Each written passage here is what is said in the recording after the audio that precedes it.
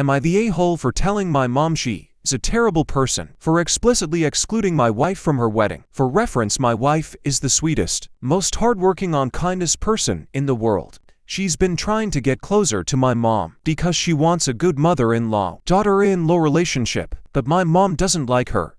My wife does things to be helpful and supportive, but my mom doesn't like any of it. My wife is a little silly and has a childlike sense of wonder, and my mom frequently makes comments behind her back of how weird she is, and when she would grow up.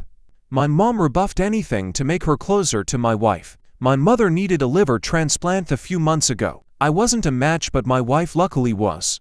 She volunteered to get tested, and she was the one who donated part of her liver to save my mom. You would think my mom would be grateful. No, my mom remained cold and exclusionary to her.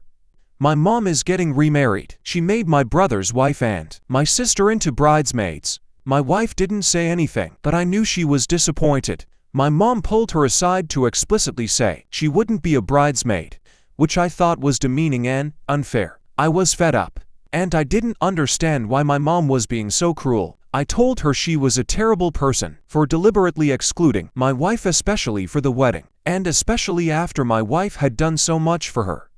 I told she wouldn't even be alive for her wedding if my wife wasn't there. I've been bombarded with calls, and family members have scolded me for calling my own mother a terrible person. My wife was entitled for wanting a good relationship with her mother-in-law. I was a hen-pecked husband. Am I the a-hole?